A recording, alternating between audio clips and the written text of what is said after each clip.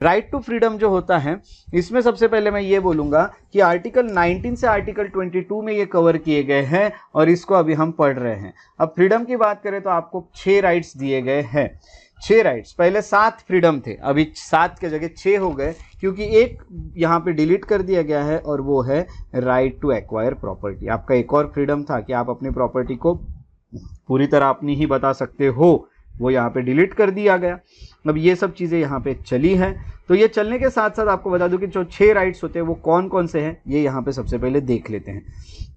अब सबसे पहले आता है वो है right to freedom of speech and expression. दूसरा आता है असेंबल पीसफुली, यहाँ पे peaceably without arms, to form association और यूनियंस और कोऑपरेटिव सोसाइटीज। ये जो वर्ड है cooperative societies, it was added by the 97 constitutional amendment of year 2011। एकदम स्टार मार्क करके याद रखना है, कोऑपरेटिव सोसाइटी वाली चीजें पहले हमारे कॉन्स्टिट्यूशन में नहीं थी। कोऑपरेटिव सोसाइटी वाला टॉपिक भी हमारे कॉन्स्टिट्यूशन में नहीं था। It was later added by 97 constitutional amendment act of year 2011। उसके साथ साथ right to move freely throughout the territory of India, right to reside and settle in any part of the territory of India, ये सब जो चीजें हैं ये हमारे हैं कुछ राइट्स और राइट टू फ्रीडम। और आखिरी आता है वो है right to practise any profession और to carry on any occupation, trade और बिजनेस। ये 6 राइट्स यहाँ पे आ रहे हैं जो फ्रीडम के होते हैं वो। अब यहाँ पे ये सब जो चीजें हम पढ़ रहे हैं इसमें हम सबसे पहले देख लेते हैं कि किस तरह से ये काम कर रहे हैं। अब जैसे कि यहाँ पे फ्रीडम फ्रीडम फ्रीडम वर्ड यहाँ पे बहुत बार आ रहा है। आपको फ्रीडम है कुछ भी बोलने का और एक्सप्रेशंस का। आपको फ्रीडम है कि आप पीसफुली और विदाउट आर्म्स असेंबल हो सकते हो, आप जमा हो सकते हो, असेंबल हो सकते हो, आप खुद अपना एसोसिएशन बना सकते हो, लगता है तो यूनियन बना सकते हो, लगता है तो कोऑपरेटिव सोसाइटीज भी बना सकते हो, इंडिया के टेरिटरी में फ्रीली मूव कर सकते हो, रिसाइड भी कर सकते हो कहीं भी और सेटल भी हो सकते हो किसी भी पार्ट में, और प्रैक्टिस भी कर सकते हो किसी भी प्रोफेशन को या ऑक्यूपेशन जो आपको लगता है, ट्रेड या बिजनेस जो भी आपको करना है आप कर सकते हो। यहाँ मैं सबसे पहले आपको ये बता दूं कि यहाँ पे 19 के सामने जो चीजें लिखी है ABCD जो भी यहाँ पे लिखा गया है वो इनके सब क्लॉजेस है ना, ABCDE। F जो है उसको डिलीट कर दिया गया इसलिए डायरेक्ट E के बाद G आता है। सो ये सब चीजें हमें यहाँ देखने मिलती है। ये देखने के बाद अब देखिए, अब मैं अच्छे से आपको बताता हूँ, ये सब चीजों के ऊपर रेस्ट्रिक्शंस लगाए गए हैं। अब रेस्ट्रिक्शंस इस पे है। आपको ये बता दूं कि इसका मतलब ये नहीं कि विदाउट रेस्ट्रिक्शन ये सब चीजें अवेलेबल करा के दी है, विथ रेस्ट्रिक्शन ही ये चीजें हुई हैं। अब रेस्ट्रिक्शन क्या है, ये सब चीजें क्या हैं, ये यहाँ पे हम एक एक करके पढ़ने वाले। हमें क्या देखना है, freedom of speech and expression उसके ऊपर रेस्ट्रिक्शन, फ्रीडम ऑफ असेंबली उसके ऊपर restriction, association restrictions, movement restrictions, residence restriction और प्रोफेशन रेस्ट्रिक्शंस, ये सब चीजें हमें पढ़नी है। तो आज मैं आपको रेस्ट्रिक्शंस के साथ राइट्स दोनों चीजें बताने वाला हूँ। तो दोनों चीजें पढ़ते हुए आपको आगे बढ़ना है। याद कैसे रखना है ये 6 को सीक्वेंस में, ये भी मैं आपको बताऊंगा। मैं जिस तरह से याद रखता हूँ उस तरह से अगर आप याद रखना चाहो तो आप रख सकते हो। मैं इसको रट्टा मारने से अच्छा है, मैं इसको यानी चीज़ों को 10-10 बार पढ़ के याद करने से अच्छा है इसको एक सिस्टमैटिक मैनर में याद रखना ज़्यादा पसंद करता हूँ। मैं इसको कैसे याद रखता हूँ, सबसे पहले आप कुछ बोलोगे, कुछ एक्सप्रेस करोगे। जैसे हम पकड़ लेते आपके व्यूज़, आपने एक्सप्रेस कर दिए, अब वो लोगों को पसंद आए तो लोग सुनने के लिए असेंबल हुए। ऐसा मैं इसको ये नहीं बोल रहा हूँ कि ये जो मैं बोल रहा हूँ डायरेक्टली इससे जुड़ा हुआ है, याद रखने का तरीका बोल रहा हूँ। सबसे पहले मैंने भाषण दिया, स्पीच दी, स्पीच सुनने के लिए लोग असेंबल हुए। असेंबल होने के बाद जिन लोगों को मेरे विचार अच्छे लगे वो लोगों ने मेरे साथ आके जुड़ गए और मैंने उनके साथ एक एसोसिएशन बना लिया। एसोसिएशन बनाने के बाद मुझे अपने एसोसिएशन को यानी एसोसिएशन के आइडियाज और भी यानी स्प्रेड करनी थी। तो स्प्रेड करने के लिए मैं through out the territory of India घूमा, मूव किया। मूव करने के बाद मैंने सोचा अब एक जगह पे स्टेबल हो जाता हूँ, कहीं ऑफिस बना देता हूँ। फिर मैंने एक रिसाइड कर दिया, सेटल हो गया मैं किसी पार्ट में। सेटल होने के बाद लग रहा अब कुछ पैसे कमाना चाहिए तभी काम कर पाऊंगा, तो पैसे कमाने के लिए मैंने कोई प्रोफेशन या फिर कोई ऑक्यूपेशन, ट्रेड या बिजनेस शुरू कर दिया। ऐसा मैं इसे याद रखता हूँ, आप भी वैसा याद रखना चाहे तो रख सकते। भाषण दिया, लोग सुनने आए यानी असेंबल होने के बाद उनके साथ एसोसिएशन बना, फिर पूरे कंट्री में घूमा, घूमने के बाद कहीं पे तो भी सेटल हो गया, सेटल होने के बाद कुछ कमाई शुरू कर दी। क्लियर? इस तरह से आप 6 फ्रीडम्स को याद रख सकते हैं, इसको रट्टा मारने की जरूरत है ही नहीं। अब 19 हो गया, अब 19 से पढ़ते हैं। 19 कहता है freedom of speech and expression. Freedom of speech and expression जो है, it implies that every citizen has the right to express his views. सबसे पहले आपको बताते हो तो आपको व्यूज एक्सप्रेस करने का पूरा मौका दिया है।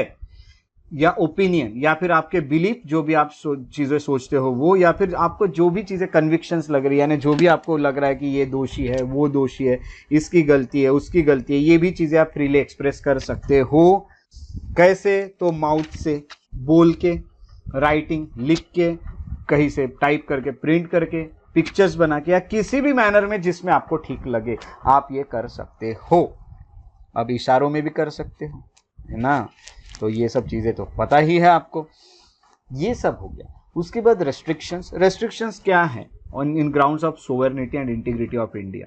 आप कुछ भी बोल सकते हो बट जिससे इंडिया की सोवरेनिटी खराब ना हो, ऐसी चीजें।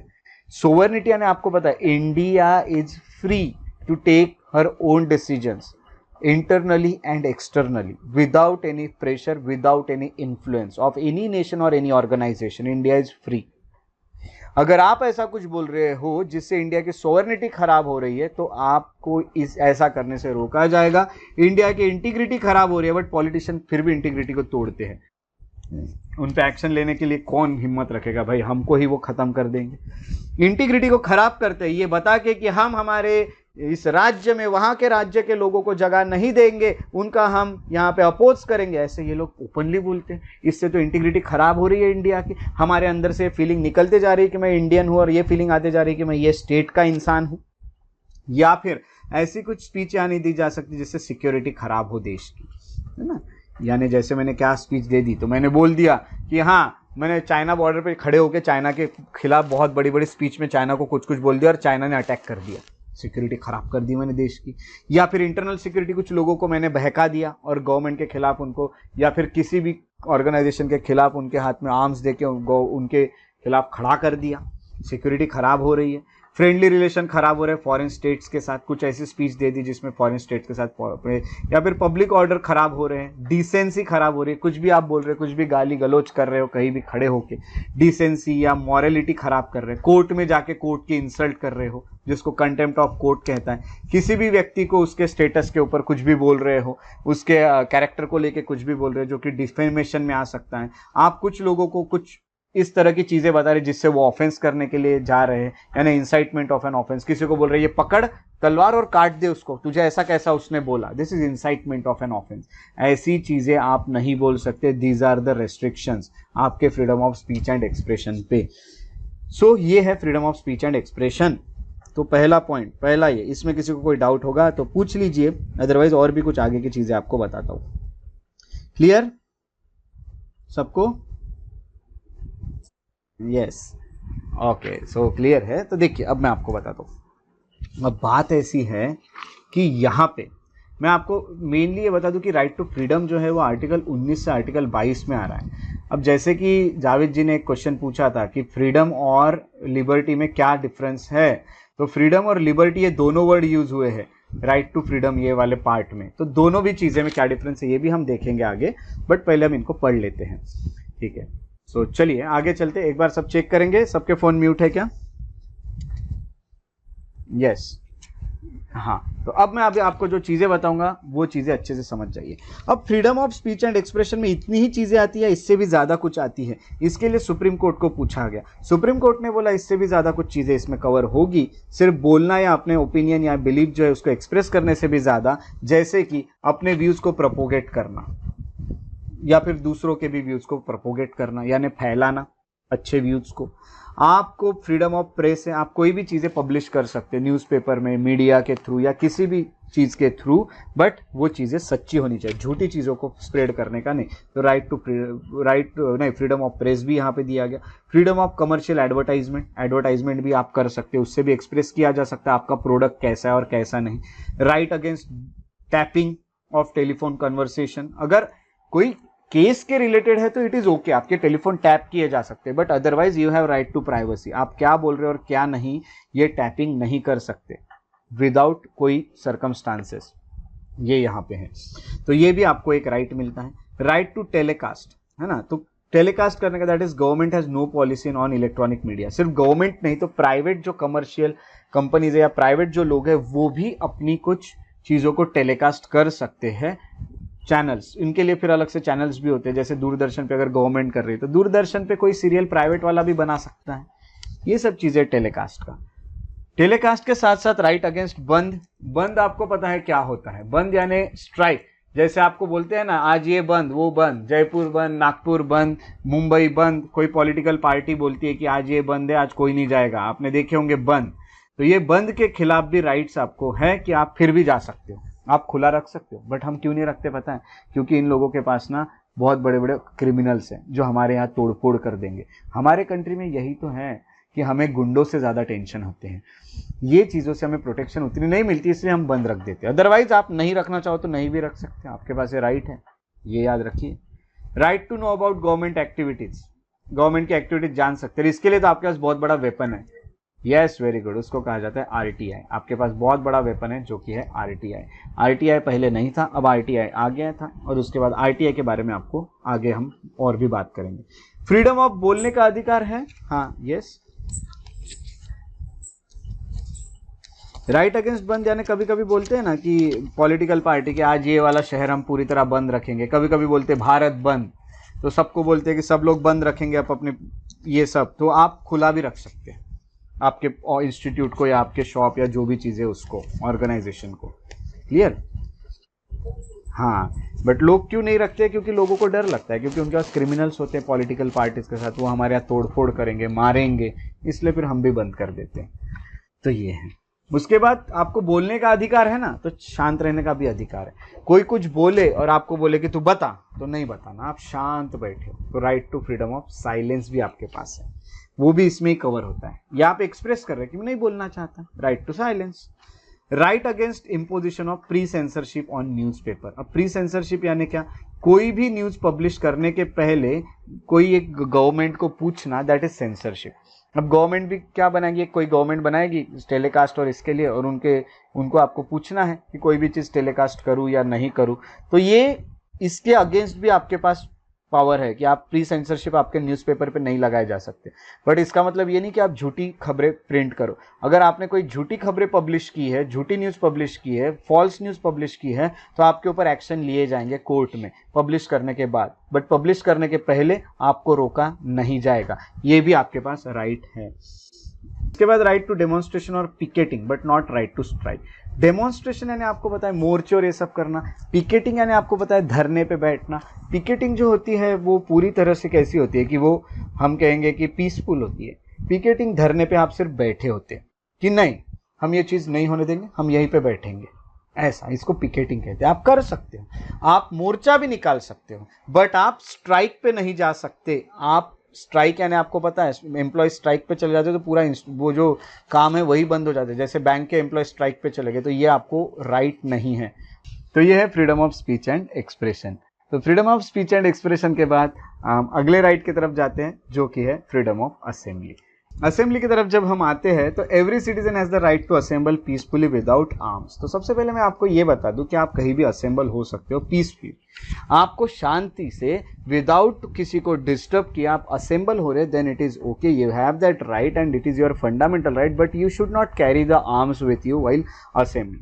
तो आपको असेंबल होते वक्त आर्म्स कैरी नहीं करना है, वेपन्स कैरी नहीं करना है। और इसमें क्या क्या आ सकता है, तो इस यहाँ असेंबली में आता है पब्लिक मीटिंग्स, डेमोन्स्ट्रेशंस, है ना, मोर्चे या फिर ट्रेकआउट, ये प्रोसेशंस, ये सब रहेंगे, मोर्चे, हड़ताल या जो भी आप कर रहे हो, ये सब चीज़ें असेंबली में आती है। बट ये सब पीसफुली होनी चाहिए, पीसेबली होनी चाहिए, है ना। This freedom can be exercise only in public land और not assembly must be peaceful and unarmed. एक तो मैंने आपको बताया कि आर्म नहीं होने चाहिए, दूसरा वायलेंट नहीं होना चाहिए, तीसरा पब्लिक लैंड पे होना चाहिए। ऐसा नहीं कि किसी के घर में घुस के बैठ गए और वहाँ पे ही शुरू कर दिए आपकी असेंबली आपने, ये अलाउड नहीं है ना। तो याद रखिएगा पब्लिक लैंड पे, किसी के घर में घुस के नहीं तो कल से चले गए किसी के घर में और बोल रहे हैं कि कल ही हमने पढ़ा था फ्रीडम ऑफ असेंबली, आज हम यहाँ असेंबल होने वाले हैं।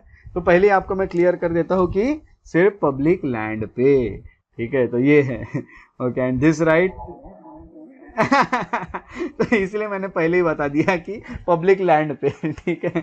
सो ये ही आप कर सकते हो, ओके। उसके बाद आते हैं तो right does not include the right to strike, और आप स्ट्राइक नहीं कर सकते, ये भी है। असेंबली में स्ट्राइक इंक्लूडेड नहीं है, ये अगर क्वेश्चन आता है तो अच्छे से याद रखने का। असेंबली में स्ट्राइक इंक्लूडेड नहीं है, पब्लिक मीटिंग्स है, डेमोन्स्ट्रेशंस है, प्रोसेशंस है, everything is included except strike. ये रेस्ट्रिक्शंस क्या है कि सोवरेनिटी और इंटीग्रिटी खराब नहीं होनी चाहिए, पब्लिक ऑर्डर खराब नहीं होने चाहिए, मेंटेनेंस ऑफ ट्रैफिक के मेंटेनेंस के लिए आपको हटाया जा सकता है। आप बहुत सारे लोग खड़े हो, पुलिस वाले आए बोले कि चलो हटो यहाँ से, तो पुलिस वाला बोल रहे हैं क्योंकि ट्रैफिक डिस्टर्ब हो रही है तो आपको हटना पड़ेगा, ये है एक restriction. So this is freedom of assembly. तो असेंबल होइए बट विदाउट आर्म्स एंड हम कहेंगे कि पीसफुली ही। उसके बाद हम चलते हैं right to freedom of association. तो असेंबली के बाद एसोसिएशन बता दूं कि आप एसोसिएशन बना सकते हैं, आप यूनियंस बना सकते हैं, आप कोऑपरेटिव सोसाइटीज बना सकते हैं, जैसे आप पॉलिटिकल पार्टीज बना सकते हैं, कंपनीज बना सकते हैं, पार्टनरशिप फर्म्स बना सकते हैं, सोसाइटीज हो, क्लब्स हो, ऑर्गेनाइजेशन हो, ट्रेड यूनियन और कोई भी बॉडी आप पर्सन्स की बना सकते हैं, ये आपको अधिकार है, आप बना सकते हो एसोसिएशंस। बट इस पर रेस्ट्रिक्शन यही है कि सोवरेनिटी और इंटीग्रिटी, पब्लिक ऑर्डर और मॉरलिटी खराब करने के लिए एसोसिएशंस नहीं बनाना है। एसोसिएशंस बनाने का पावर है,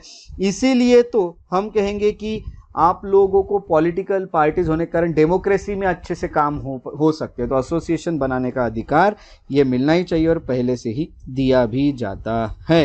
ये यहाँ पे चीज़ें मैं आपको बता दूँ। एसोसिएशन के बाद right to freedom of movement.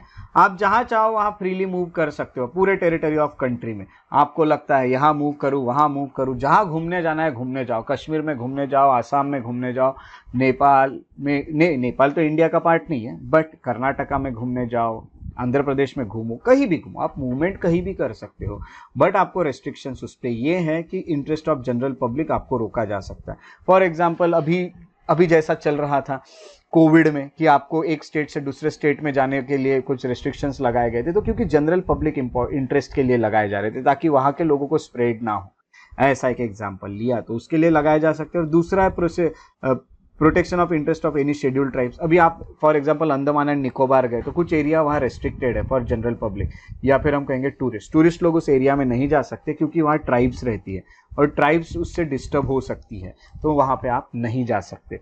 जैसे कि नेशनल पार्क में भी कुछ एरियाज होते हैं, कोर एरियाज, वहाँ पे आपको एंटर होने का कभी कभी ये नहीं होता है परमिशन। सो ऐसे रेस्ट्रिक्शन लगाए जा सकते हैं, बट आप बाकी जगह जहाँ रेस्ट्रिक्शन नहीं है वहाँ फ्रीली मूव कर सकते हो। तो right to freedom of movement आपके पास है, जाइए और जहां घूमना है घूमिए। बट फिर से बता देता हूं, किसी के घर में घूमने का अधिकार नहीं है। मैं आपको ये भी बता दूं कि पब्लिक में ही, ठीक है, पहले ही बता दूं, नहीं तो आज आप चले गए लोगों के घर में घूम रहे हो, बढ़िया, बोले क्या कर रहे, तो right to freedom of movement article 19, तो ये नहीं चलेगा, पहले ही क्लियर कर दिया मैंने। अब सुप्रीम कोर्ट ने बोला कि freedom of movement of prostitutes, जो प्रोस्टिट्यूट्स होती है उनके मूवमेंट्स को भी रेस्ट्रिक्ट किया जा सकता है। अब प्रोस्टिट्यूशन जो है वो एक्चुअली इलीगल है और प्रोस्टिट्यूशन के चलते बहुत सारे पब्लिक मॉरल जो है ये खराब हो सकते हैं, इसीलिए उनको सर्टेन कुछ एरियाज में उनको रेस्ट्रिक्ट किया जाता है मॉरल्स खराब होने के कारण, या फिर हम कहेंगे पब्लिक हेल्थ के चलते। जैसे हो सकता है कि प्रोस्टिट्यूशन से एड्स और ये सब की बीमारियां स्प्रेड हो सकती है, HIV एंड ऑल, सो उनको रेस्ट्रिक्ट किया जा सकता है, ये सुप्रीम कोर्ट ने कहा। बॉम्बे हाई कोर्ट ने कहा था कि ये जो लोग हैं जिनको एड्स है उनकी भी मूवमेंट को रोका जा सकता है कुछ एरियाज में। अगर कोई सोसाइटी में रोकना है तो वो भी रोका जा सकता है ताकि एड्स जैसी बीमारियां ना बढ़े। सुप्रीम कोर्ट ने प्रोस्टिट्यूशन को लेके बोला था, बॉम्बे हाई कोर्ट ने एड्स को लेके भी बोला है, तो ये भी और रेस्ट्रिक्शन लग चुके हैं किस पे, तो फ्रीडम ऑफ मूवमेंट पे। बाकी आप लोग इजीली कहीं भी मूव कर सकते हो, जहां पे जाने की परमिशन है वहीं पे, ये चीजें याद रखें। उसके बाद हम आते हैं फ्रीडम ऑफ रेसिडेंस।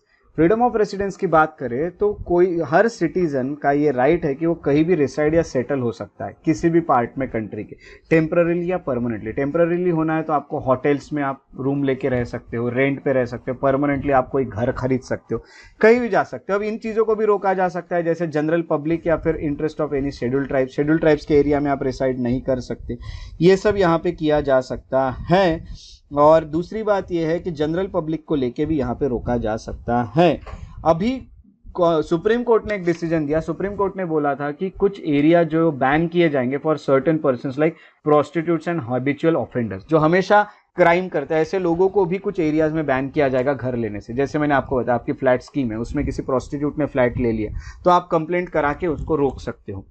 या फिर आपके बाजू में कोई मर्डरर आ गया जिसने 5 मर्डर करके वो जेल से छूट के आया, आपका नेबर बन गया, तो आपको डर लग रहा है रोज उससे, तो आप उसकी भी ये कर सकते हो कि ये हम पूरे सोसाइटी वाले मिलके कि हमें इसे यहाँ नहीं रखना है, तो फिर उन लोगों को वहाँ उस एरिया में बैन भी किया जा सकता है। ये कहा है सुप्रीम कोर्ट ने। हाँ, आपको ये बता दूं कि फ्रीडम ऑफ प्रोफेशन की अगर हम बात करें तो जितने भी सिटीजन्स हैं उनको राइट दिया है प्रैक्टिस करने का, कोई भी प्रोफेशन या कोई भी ऑक्यूपेशन या कोई भी ट्रेड या कोई भी बिजनेस। आपको लगता है आपको लॉयर बनना है, लॉयर बनिए, डॉक्टर बनना है, डॉक्टर बनिए, फार्मर बनना है, फार्मर बनिए, आपको कोई बिजनेसमैन बनना है, बिजनेसमैन बनिए, किसी चीज का ट्रेडर बनना है, आप वो बनिए, आप जो बनना है बनिए, बट कुछ रेस्ट्रिक्शंस जरूर है। 2 रेस्ट्रिक्शंस जनरली। पहला, कुछ कुछ प्रोफेशंस के लिए या फिर टेक्निकल क्वालिफिकेशंस, टेक्निकल चीजों के लिए टेक्निकल क्वालिफिकेशंस जरूरी है। जैसे लॉयर बनने के लिए लॉ का LLB होना जरूरी है, या फिर आपको इंजीनियरिंग वाली कोई कंपनी ओपन करना है तो आपको इंजीनियरिंग वाला नॉलेज होना जरूरी है। ऐसे तो कुछ कुछ ऑक्यूपेशन, ट्रेड और बिजनेसेस के लिए प्रोफेशनल और टेक्निकल क्वालिफिकेशन लग सकते हैं।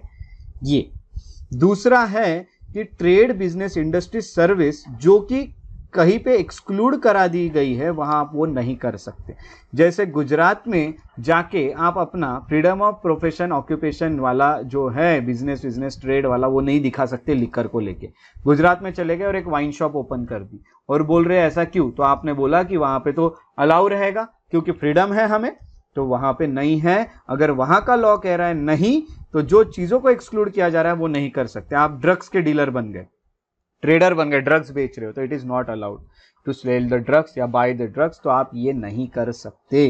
तो 2 एक तो आपको जिस चीजों में जरूरत है वहां प्रोफेशनल या टेक्निकल क्वालिफिकेशन लगाए जा सकते हैं, और दूसरा है कि कोई भी इंडस्ट्री या कोई भी चीजें हैं उसमें आपको क्या किया जा सकता है, तो जैसे मैंने बताया कि आपको रोका जा सकता है कुछ चीजों से, अगर वो चीजें जरूरी है तो, रेस्ट्रिक्ट की गई है तो, एक्सक्लूड करा गई है तो, ये है। तो ये चीजें यहां तक कि हमने पढ़ी। अब इसमें आखिरी चीज आपको बता देता हूं और आखिरी चीज बता के फिर हम रुक जाएंगे। तो 2 आपको चीजें पता चले, एक था टेक्निकल क्वालिफिकेशन होने चाहिए, दूसरा था जो ट्रेड को एक्सक्लूड किया गया, जैसे ड्रग्स को बेचना, वाइन शॉप्स जो एरिया में रेस्ट्रिक्टेड है वहां पे वाइन शॉप का ऑक्यूपेशन करना वो रेस्ट्रिक्टेड है। तो अब जैसे मैंने बताया कि ये राइट जो इसमें, ये राइट नहीं आएगा कि आप trafficking in women and children, यानी वुमेन और चिल्ड्रन को बेच रहे हो, उनको नहीं बेच सकते। यही मैंने बोला ना, प्रोस्टिट्यूशन, ये यहाँ पे नहीं चलेगा। इवन अपने बच्चों को बेचना भी अलाउ नहीं है। डेंजरस यानी हार्मफुल ड्रग्स, एक्सप्लोजिव्स को भी नहीं बेच सकते।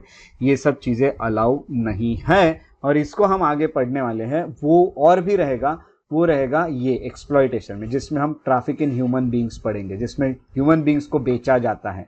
ये सब भी हम आगे पढ़ने वाले हैं। तो यहाँ तक की चीजें हमने यहाँ पढ़ी।